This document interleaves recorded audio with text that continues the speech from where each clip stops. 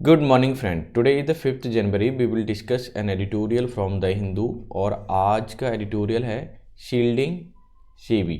Shielding का मतलब होता है बचाना, किसी भी चीज़ को शील्ड करना। ठीक है, बचाना लिख देता हूँ फिलहाल तो मैं। सेबी का मतलब securities exchange board of India. ठीक है, जो कि जो शेयर वेयर इधर उधर जाते हैं ना, उनको क्या करता है, कंट्रोल करता है, मैनेज करता है। इसमें कुछ मैल प्रैक्टिसेस हुई हैं, कुछ गड़बड़ी हुई है। अब उससे रिलेटेड ये केस कहाँ गया, सुप्रीम कोर्ट गया है। तो उससे रिलेटेड ये पूरा का पूरा एडिटोरियल है, मैं इसे एक्सप्लेन करूँगा और जितने भी हाईलाइटेड वर्ड हैं इसे भी बताऊँगा, ग्रामर के रूल्स भी बताऊँगा, प्लस CHSL के कुछ क्वेश्चंस हैं, ठीक है, उनको भी मैं एक्सप्लेन करूँगा ताकि आप अपने एग्ज़ाम की तैयारी बहुत अच्छे से कर पाएँ। क्लियर। अब चलते हैं सीधी आज की बुकैप पर। बुकैप क्या है देख लेते हैं। पहला वर्ड है शील्ड। शील्ड का मतलब ढाल से रोकना, हिफाजत करना, प्रोटेक्ट, स्क्रीन और सेल। ये तीनों ही इसके सिनोनिम है, परेशान मत होइए, ठीक है। और जो आपको आसान लगे, हालांकि मालूम तो सभी होना चाहिए, जो आसान लगे आप याद कर लेना। दूसरा वर्ड है मेलफिशेंस। मेलफिशेंस का मतलब अपराध होता है, जुर्म होता है, wrongful conduct bye a public official. Official का मतलब अधिकारी से है, ठीक है। जो एक पब्लिक अधिकारी बैठा हो वो क्या करे, गड़बड़ करे, वो मेलफिशेंस कहलाएगा। ठीक है, अगर आपको वीडियो अच्छी लग रही है तो लाइक शेयर कर देना। और हाँ, इसकी PDF अगर आपको चाहिए तो वो कहाँ मिलेगी, टेलीग्राम चैनल पे, जिसका लिंक मैंने नीचे दे दिया है। ठीक है, अच्छी लगी तो लाइक तो करना ही, साथ ही साथ थोड़ी ज़्यादा अच्छी लग रही तो शेयर कर देना अपने दोस्तों को। नेक्स्ट वर्ड है मैनिपुलेशन। मैनिपुलेशन का मतलब तिगड़म करना, छल कपट करना, हैंडलिंग करना, अपने हिसाब से एडजस्ट कर देना चीज़ें। चेरीनेस का मतलब परवाह करना, चिंता करना। The treat of being cautious मतलब सतर्क होने वाली चीज़ें। वॉचफुल, वेरीनेस, ठीक है, चिंता करना, सतर्क करना, चिंता कर करके चीज़ें, अलर्ट रहना, सिंपल सी बात वो है। ठीक है। स्ट्राइकिंगली, ये भी बहुत अच्छा वर्ड है और इसका मतलब था आश्चर्यजनक ढंग से या असाधारण रूप से। इन अ स्ट्राइकिंग मैनर भी बोल सकते हो। स्कर्ट का मतलब होता है छोर किनारे की स्थिति होना, बॉर्डर या सराउंड बोल सकते हो।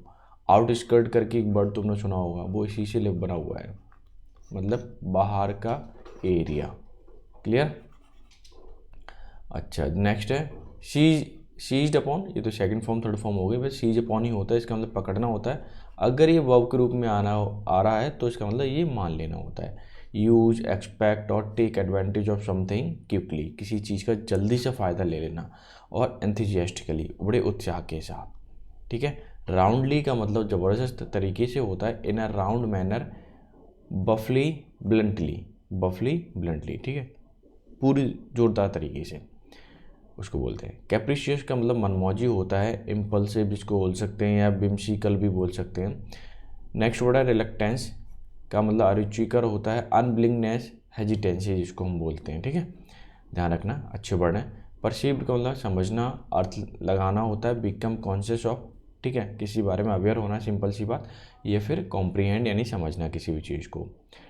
कॉन्ग्लोमरेट का मतलब एकत्रित करना होता है। कंपोज्ड ऑफ हिट्रीजेनस मतलब जो विभिन्न विभिन्न चीज़ें एलिमेंट हो उससे सब इकट्ठे कर दें और एक चीज़ बना दें, उसको हम बोलते हैं कॉन्ग्लो, ठीक है, मिरेट, कॉन्ग्लोमेरेट। क्लियर।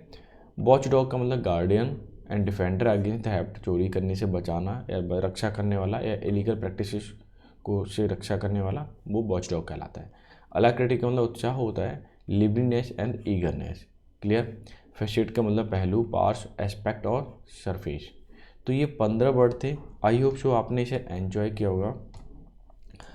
और 15 में से अगर आपको 10 भी याद है, आज थोड़े अच्छे वर्ड थे, ठीक है, मैं ये तो नहीं कहता सारे वर्ड इसमें आए होंगे, लेकिन ये देखो, ये वर्ड इंपॉर्टेंट रिपीटेड है, और स्कर्ट वर्ड भी रिपीटेड है, ये तो आते रहते हैं। ठीक है, मेलिफिसेंस भी रिपीटेड है।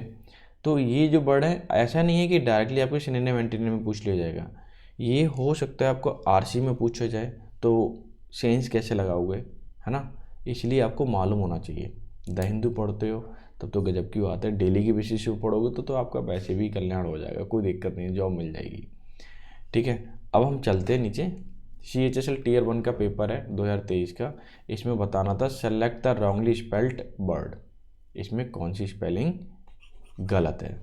सबसे पहले तो हमें ये मालूम होना चाहिए इसका मीनिंग क्या है, तो आप आसानी से पता लगा सकते हो। पहला वर्ड है सर्कमस्पेक्ट। सर्कमस्पेक्ट का मतलब होता है किसी भी चीज़ से सावधान होना। क्या होना? सावधान, या जिसको हम हीडफुल बोलते हैं, ठीक है, यानी सतर्क होना। कॉफर का मतलब होता है किसी भी चीज़ का फेस, फलक जिसको बोलते हैं, या सरफेस बोल सकते हो, या फलक हिंदी में, ठीक है। अच्छा, ये कैमोर स्पेलिंग गलत है। अब पता नहीं ये क्या लिखना चाह रहा है। कैमोर तो कुछ होता नहीं है वैसे, कैमोरा होता है, मगर मैं बताऊँ आपको, एक सोसाइटी के लिए बोलते हैं इसे। क्या बोलते हैं? सोसाइटी, लेकिन वो सीक्रेट हो। शायद आप तो अवतार मूवी देखी होगी तो सब कैमोरा कैमोरा बोलते हैं ना, ये कैमोरा से है, तो उसी से रिलेटेड आप ध्यान रख सकते हो, ठीक है, कैमोरा होता है।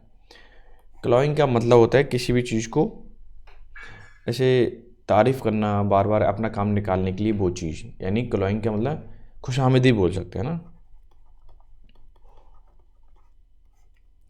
ठीक है, यानी कि ओवरली स्वीट बनना।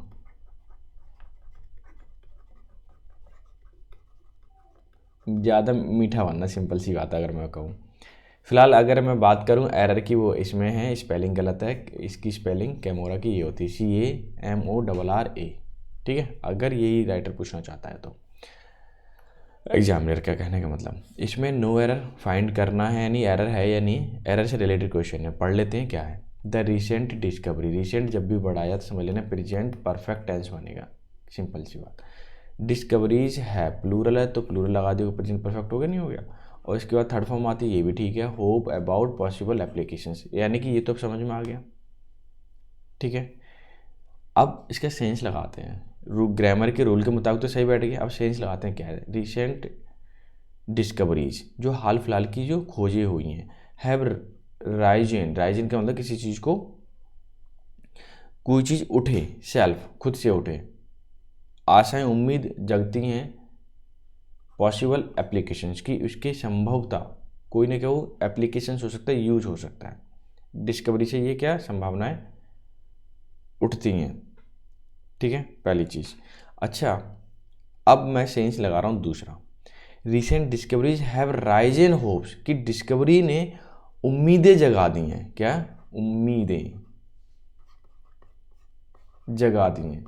तो जग गई हैं और जगा दी हैं, दोनों ही अलग अलग सेंस है। जग गई हैं तो खुद से हुआ है सेल्फ, और जगा दी हैं इसका मतलब किसी के द्वारा। किसके द्वारा? डिस्कवरी के द्वारा।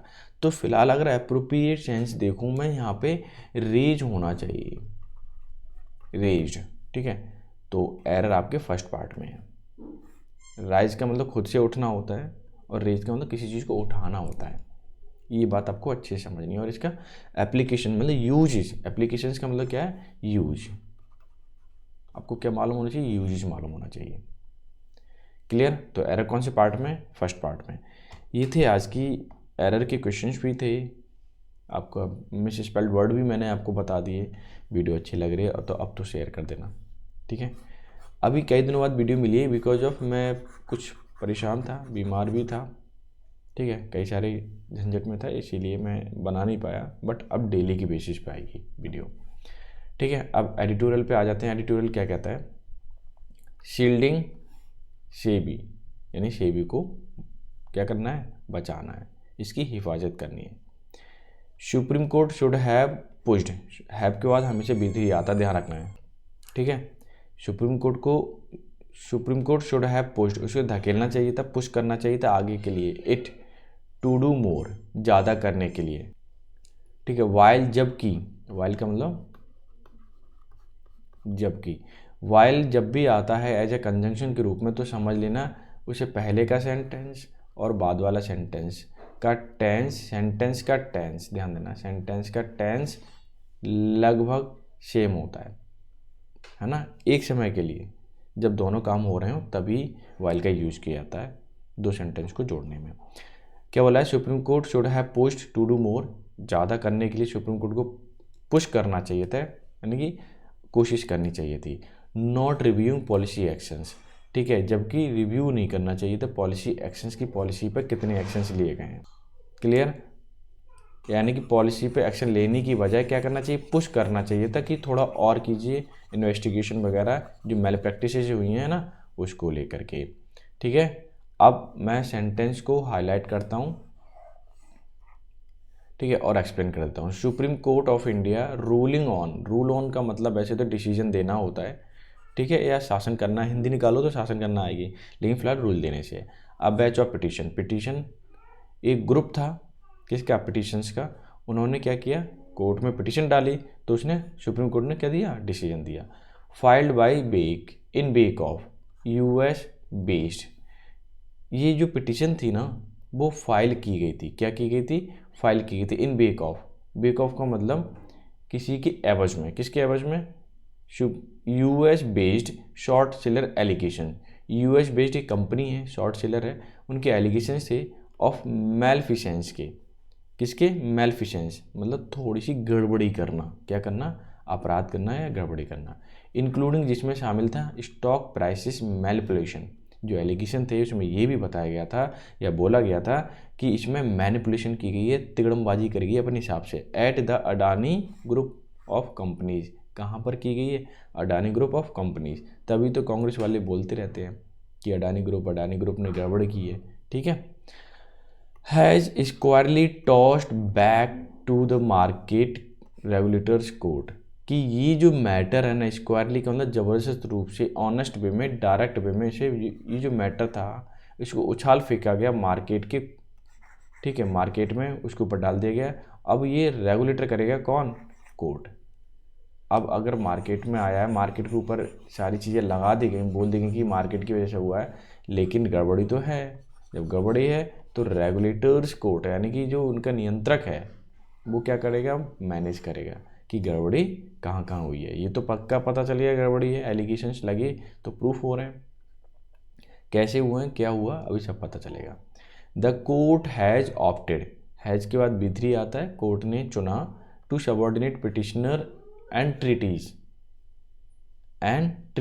ध्यान देना, एंड ट्रीटीज का मतलब होता है रिक्वेस्ट, ठीक है।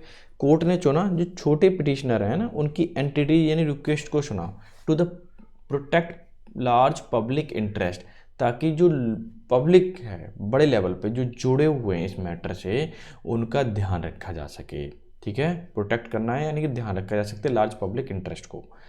इट्स चेरीनेस टू सब्स्टिट्यूट, चेरीनेस का मतलब होता है चिंता करना एक तरीके से, यानी कि परवाह करना, परवाह करना, क्या करना, इसकी परवाह करना, सब्स्टिट्यूट जो जुड़े हुए हैं, its own wisdom over the regulatory policies of the securities and exchange board of India.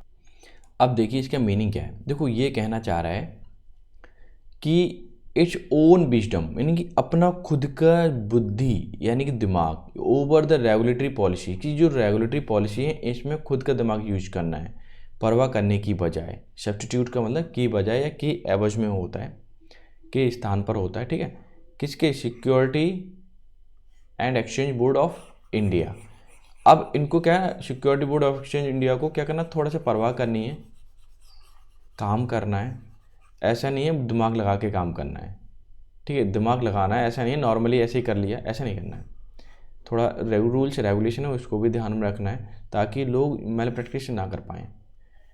कोई कुछ करता है भुगतना किसी को पड़ता है। देखिए इन इट्स 46 पेज ऑर्डर, जो कोर्ट का ऑर्डर आया वो कितने का था, 46 का पेज का।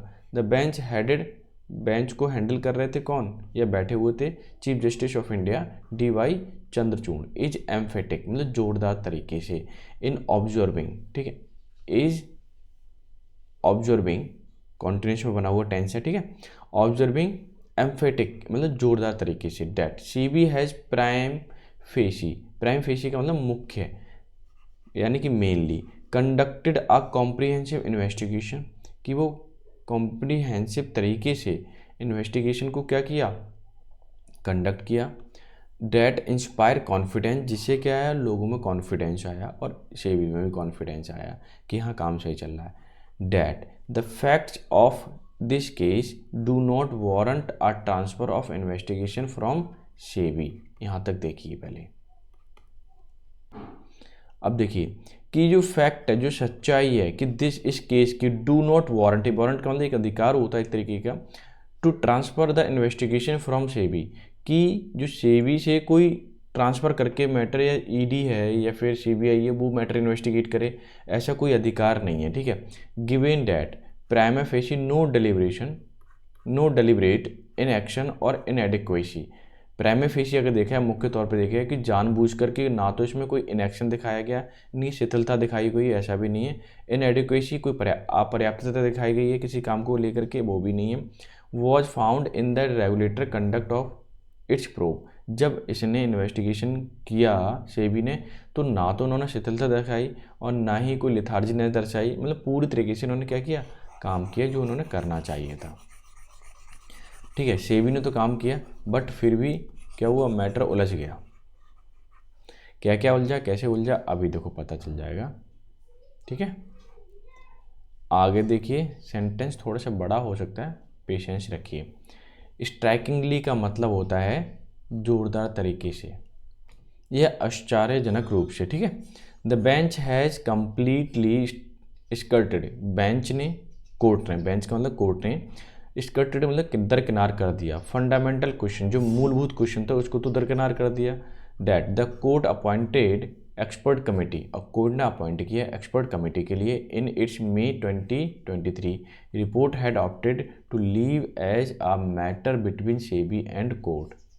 और उसने ये कहा कि ये मैटर है ना सेबी और केवल कोर्ट के बीच में रहेगा। द डिटर्मिनेशन, जो इसकी दृढ़ता है, of the possible violations pertaining to the minimum public shareholding and related party transaction. यहाँ तक देखिए कि दृढ़ता है, संभावना है, संभावना की जो दृढ़ता है कि उसमें उल्लंघन हुआ है संबंधित, पर्टेनिंग मतलब संबंधित, टू मिनिमम मतलब कम से कम पब्लिक शेयर होल्डिंग की, तो इसमें गड़बड़ी की गई जो संभावना है, लेकिन पक्का है, डिटर्मिनेशन है। रिलेटेड द पार्टी ट्रांजेक्शन, और किसी न किसी पार्टी में क्या हुआ, ट्रांजेक्शन हुआ होगा इसमें। ठीक है। The bench has instead seize upon the prayer urging the court to direct CBI to revoke. अच्छा ये तो ज़्यादा हो गया, मैं पहले से हाईलाइट करता हूँ फिर एक्सप्लेन करूँगा दोबारा से। अब देखिए इसे मैं पूरा एक्सप्लेन करता हूँ सेंटेंस को, अभी क्लियर हो जाएगा। द बेंच हैज़ इंस्टीड मतलब बदले, सीज अपॉन मतलब मानने के, सीज अपॉन देखो वर्ब के रूप में आया ना। ठीक है, क्योंकि ये आपके हेल्पिंग वर्ब है, ये मेन वर्ब है, इसलिए इसका मतलब होगा मानना, और वैसे क्या होता है, पकड़ना। ठीक है, मान लेना। या प्रेयर्स अर्जिंग, जो प्रेयर्स थी वो मान ली गई। ठीक है, बेंच ने मानने के बदले urging court to the CBI, court urge कर रहा है सीबीआई से, सॉरी सेबी से, टी रिवोक इसे कैंसिल कर दे। रिवोक का मतलब कैंसिल करना, इट्स अमेंडमेंट, ये कि इसके जो अमेंडमेंट थे, संशोधन थे, उसे क्या कर दे, कैंसिल कर दे। To foreign portfolio investors regulations के जो अमेंडमेंट थे उसे क्या करे, कैंसिल करे, कोर्ट ने ऐसा बोला। एंड लिस्टिंग ऑब्लिगेशंस, और इसमें जो ऑब्लिगेशंस है, जो काम है जिसमें आपके नियमों में बंधे हुए, डिस्क्लोजर का मतलब इसमें रोशनी डाले, प्रकाश डाले। रिक्वायरमेंट्स अमेंडमेंट, कि उसमें क्या क्या ज़रूरत थी अमेंडमेंट करने की, क्या क्या ज़रूरतें हैं। ठीक है, और पहले क्या थी वो भी बताएं। बर at the heart of petitioner submission regulatory failure, बर मतलब थे, at the heart of petitioner, जो पिटिशनर हैं जिन्होंने याचिका डाली है, submissions of the regulatory failure, जिससे कि जो नियंत्रक है सेबी वो फेल हुआ, पूरी तरीके से काम नहीं कर पाया। राउंडली मतलब डायरेक्टली, डिनाइड मतलब मना कर दिया, them on the ground that there was neither any illegality, उसने बोल दिया इसमें ऐसा कोई इलीगल काम नहीं हुआ, नॉर वर द नॉर्म्स, ना ही कोई नियम ऐसे थे जिसमें अपने तरीके से, कैप्रिशियस का मतलब अपने मनमौजी तरीके से, आर्बिट्रेट का मनमानी, वही बात है। ठीक है, स्वेच्छा, और वायलेटिव द कॉन्स्टिट्यूशन, कि इसमें ऐसा कोई कुछ नहीं हुआ या अमेंडमेंट नहीं हुआ जिसमें कोई फेरबदल किया हो मनमानी तरीके से, या किसी कंपनी ने बोल दिया उसी हिसाब से इसमें नियम बन गए, ऐसा कुछ भी नहीं हुआ। उसने क्या कर दिया, मना कर दिया। ठीक है, लेकिन झोल तो हुआ है, इसमें नुकसान तो हुआ है बहुत लोगों को। ठीक है, अब सेंटेंस देख लीजिए क्या कहता है। The ruling has done little assuage investors, जो रूल था, डिसीजन था, उसने थोड़ा बहुत असर दिखाया, एसओएस मतलब शांति दी किसको, इन्वेस्टर्स को जो पैसे डाल रहे हैं। Concern about SEBI approach to getting the bottom of allegations raised by Hindenburg Research in its January 2023 report, कि जो इन्वेस्टर्स को थे, इससे क्या जो अभी डिसीजन आया कोर्ट का, इन्वेस्टिगेशन होगी द्वारा, ठीक है, एक्सपर्ट कमेटी के द्वारा, तो उससे थोड़ा असर पड़ा, असर तो आया, एसओएस के अंदर उनका मैटर को थोड़ा शांत किया, ठीक है, इन्वेस्टर्स के। और कंसर्न अबाउट सेबी अप्रोच, और जो सेबी का जो अप्रोच है उसमें थोड़ी चिंता जताई, गेटिंग द बॉटम, की बिल्कुल ज़मीनी स्तर से जो एलिगेशंस उठाए गए हैं हिंडनबर्ग के द्वारा, उस पर अप्रोच करें, उसको देखें, हैंडल करें। कब उठाए गए, जनवरी 2023 की जो रिपोर्ट आई थी हिंडनबर्ग की, ठीक है, उसमें बताए गए थे कि ज़मीनी जो बताए गए हैं उसमें जो भी एलिगेशंस हैं उसको हैंडल करें सही से, उसका अप्रोच जो है ना सेबी का वो अच्छा होना चाहिए, मतलब प्रॉपर तरीके से काम करें। आगे देखिए, विदाउट एलेबोरेशन, विदाउट एलेबोरेशन का मतलब होता है कि किसी चीज़ को बड़ा चढ़ा करके, on any of regulators finding, the court has bluntly observed that SEBI has completed 22 out of 24 investigation into the Adani Group, and the completion of the remaining 2 are pending due to inputs being awaited from the foreign regulators। इन्होंने क्या बोला है कि without elaborate, बिना बड़ा चढ़ा करके, any of regulators finding, कि जो भी चीज़ फाइंड की है रेगुलेटर ने, नियंत्रण है सेबी ने, तो उन्हें बड़ा चढ़ा करके मत आना, जो भी एग्जैक्टली बताइए। The court has bluntly observe, court ने उसी में ही डायरेक्टली क्या किया, ऑब्जर्व किया, the SEBI has completed 22 out of 24 investigation. Court ने तो ये बता दिया कि सेबी ने 24 में से 22 जो है इन्वेस्टिगेशन कंप्लीट किए अडानी ग्रुप से रिलेटेड। द कंप्लीशन, उनका कंप्लीशन हो गया है 22 का, और जो रह गए हैं completion, remaining 2 pending due to, वो इसलिए रह गए क्योंकि अभी इनपुट नहीं मिले हैं, जानकारी नहीं मिली हुई है, अवेटेड है फॉरेन रेगुलेटर से, मतलब जो बाहर के रेगुलेटर्स हैं, नियंत्रक हैं, उनसे अभी पूरी जानकारी नहीं मिल पाई है, इसलिए जो 2 इन्वेस्टिगेशन है वो पेंडिंग में है। क्लियर। आगे देखिए, द बेंच है डायरेक्टेड, बेंच ने डायरेक्ट किया, निर्देश दिया सेबी के लिए टू कंप्लीट दीज एक्सपीडिशियसली, एक्सपीडिशियसली का मतलब तेज़ी से, कि जो 2 इन्वेस्टिगेशन रह गई हैं इनको जल्दी से क्या कीजिए, पूरा कीजिए इन्वेस्टिगेशन को, ताकि एक रिजल्ट आ सके और लोगों का जो इंटरेस्ट है ना, इन्वेस्टर्स का, उनका ध्यान रखा जा सके। ठीक है, अब मैं ये सेंटेंस थोड़ा सा बड़ा है, इसे देखता हूँ, ठीक है, सॉल्व करता हूँ। While the court reluctance, reluctance का मतलब अनिच्छुक, अनविलिंगनेस शो करना, to review the policy actions of specialised regulator is understandable. The decision to leave the crucial question SEBI's perceived tardiness in investigation, the allegation to cooperate the malfeasance and market manipulation by large conglomerate back to the remit of very same watchdog hints at degree of judicial abstinence that may only undermine the larger public good।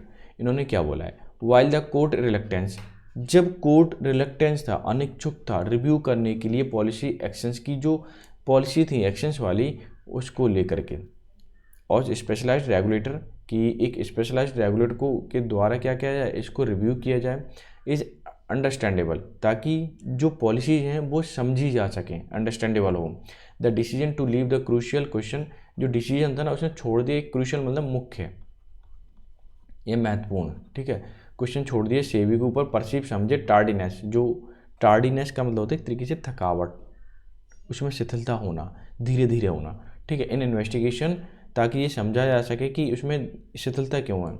Allegations, जो आरोप हैं of corporate मेलफिशेंस के, कि इसमें आरोप जो लगे थे मेलफिशेंस के, तो गड़बड़ी करने के, मार्केट मैनिपुलेशन, और मार्केट को अपने हिसाब से हैंडल करने के, बाई ए लार्ज कॉन्ग्लोमरेट, और इकट्ठा करना, back to the remit, remit का मतलब छूट जाना, very same watchdog hint at degree of judicial abstinence, कि वॉचडॉग के द्वारा सतर्कता के, जो वॉचडॉग का मतलब एक तरीके से सतर्कता यानी गार्ड करना, गार्ड के द्वारा ये हमें हिंट मिली कि जुडिशियल का मतलब न्याय, जो न्यायालय एब्सटिनेंस, अनुपस्थिति में एक तरीके से, that may only undermine the large public good, कि अगर वो अनुपस्थित रहता है तो बड़े पैमाने पर पब्लिक का ध्यान नहीं रखा जा सकता, क्योंकि इसमें कुछ ऐसी मैल प्रैक्टिसेस हुई हैं जो कि नॉर्मली समझ में नहीं आने वाली जब तक कि उसमें अच्छे से क्या नहीं किया जाएगा, जांच नहीं की जाएगी।